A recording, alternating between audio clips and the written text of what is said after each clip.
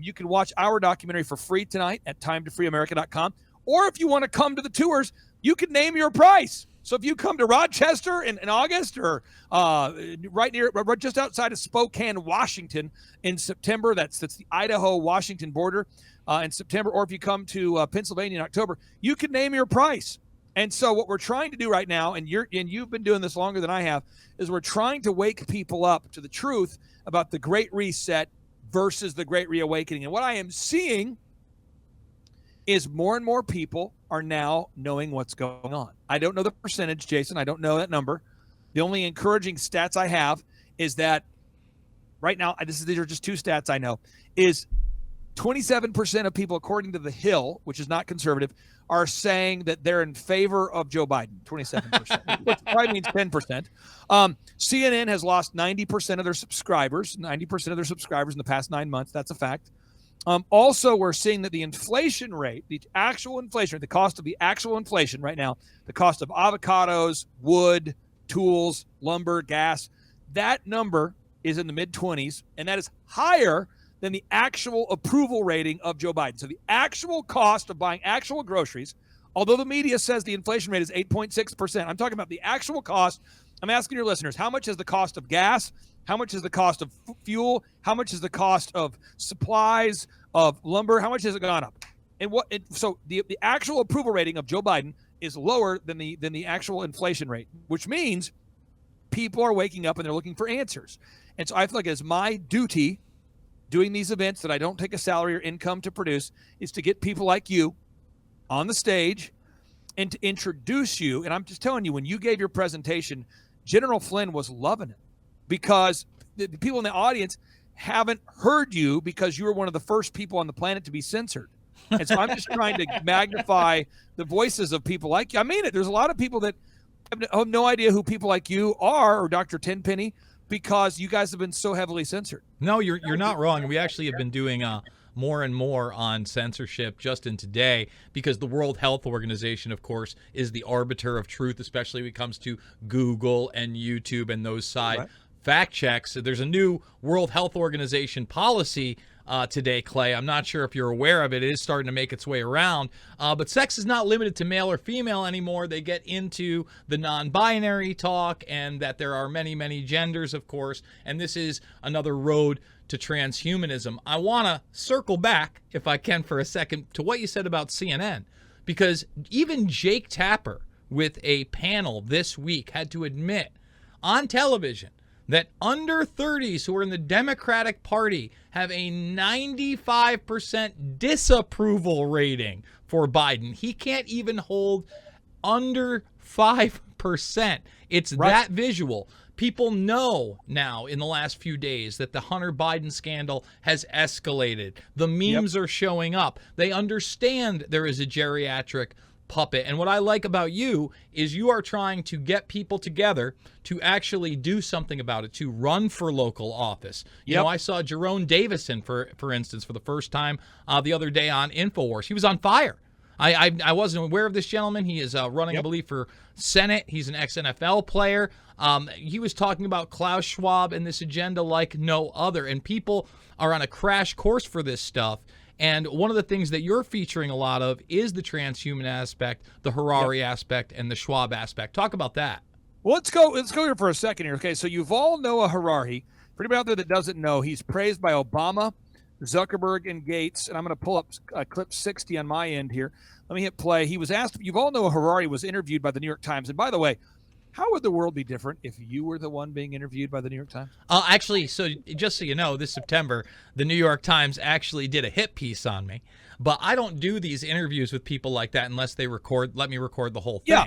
So let's say they did, though. Let's just pretend in a perfect world. A perfect world. I know they're not going to, but I'm just saying, if they did sit down and ask you a softball question, they say, how's COVID-19 going to change the world moving forward? I know what you would say, but listen to what you've all said out loud.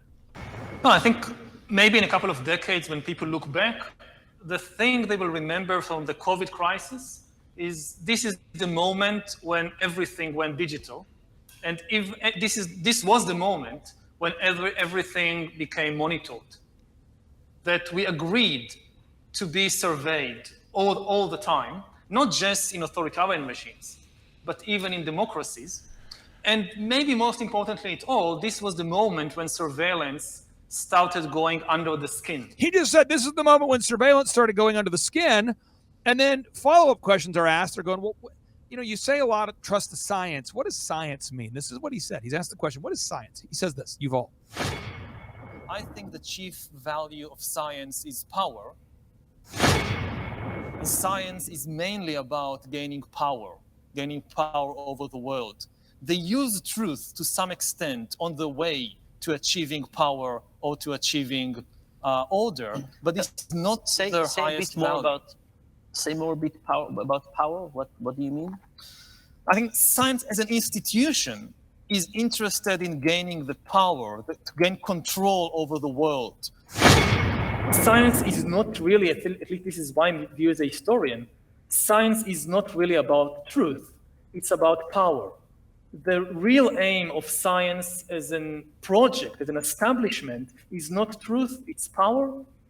Particular individuals, particular scientists. Okay, so we said science isn't about truth, it's about power. He just said that it's about putting surveillance under the skin. Now, this is where it really gets wild. So July 1st, which is 11 days ago, Yuval was asked to speak at this event called the Institute of Arts Annual Philosophy and Music Festival. And I want people to understand what he said out loud. And by the way, you've been talking about this for how long have you been talking about the transhumanism agenda? How long? In the arena, I guess probably 15 plus years since I've done my first talk radio show or interview talking about it. Yeah. Okay. And so, and again, he's saying it out loud. Okay. So listen to this. Here we go. If you give corporations and armies, for instance, the technology to start messing with our DNA, to start messing with our brains, they would like to amplify certain human qualities that they need, like discipline and like even intelligence. Everybody can talk about intelligence. But they don't need other human qualities like compassion or like artistic sensitivity or like spirituality. If you're Stalin, and you want workers in the factories, or you want soldiers in your army. So yes, discipline and intelligence are important, but a compassionate soldier, that's problematic. Or a worker who has spiritual goals in life, this is problematic. U.S. intelligence shows China is using advanced technologies like gene editing and brain control weapons to advance its military and to crush dissent. Okay, so that was Fox reporting on the research of Charles Lieber. So again, he's openly stating now, Yuval Noah Harari is openly stating out loud that they're trying to create soldiers that don't have empathy. And you've been saying this, but we're to a point now where the people that are not on our side, the people that are not pro-freedom, they're now stating their plans out loud. So the World Economic Forum, as you know, they hosted an event called When Humans Become Cyborgs in Davos in 2020, where they openly say that it isn't possible to do their plan without the technology of Elon Musk. So Jason, I think people are now waking up to that which you've been talking about for a long time. And I would agree that a lot of people are now looking at it. It's not just the Davos crowd. It's not just China. For instance, the document that I just put on screen with the both of us is a RAND document. And, he talked about, Yuval Harari talked about the military and human compassion. Well, a real problem in the military is that sometimes people shoot to miss. Why do they shoot to miss? Because you're a human being. That's another human being on that battlefield. So they actually talk about this at a more complex level. A technology that could provide insights into the emotional state of a soldier might provide red flags as to whether and when the soldier might break psychologically, when the soldier might have psychotic tendencies, or perhaps when a soldier is shooting to miss. One study on the use of functional magnetic resonance imaging to identify falsehoods. So in other words, magnetic waves, this is the nanobot technology. You don't even need a human brain interface like a Neuralink, suggests that the ability to detect whether the subject is concealing information may be of particular interest of counterterrorism and counterinsurgency missions. So these are brain-computer interfaces that go well beyond Neuralink, a chip, but are really injectables, and then using magnetic resonances to see whether a soldier's following orders. I want people to understand this. I want people to listen to this. Okay, this is how this is being pitched at the World Economic Forum. This is Davos 2020. Listen to this audio, folks. We're going to start the When Humans Become Cyborg session. You know, I always want to be a cyborg. I'm waiting for the day to become one. But let's see, like today, we like to really talk about the recent developments of brain-computer interface and how that's really blurring the line between man and machine. This represents actually the technology problem, which is we have to solve the wiring problem. And so there are people, you know, like Elon Musk, who are trying to work on closed loop systems where the read of the brain and the input into the brain all happens within the brain. Hey everybody, Jason Bermas here, and if you want to hear more from Clay Clark on not only the Reawaken America tour, transhumanism, CERN, and prophecy, you're going to have to go check out the uncensored portion of the broadcast at some of the platforms behind me.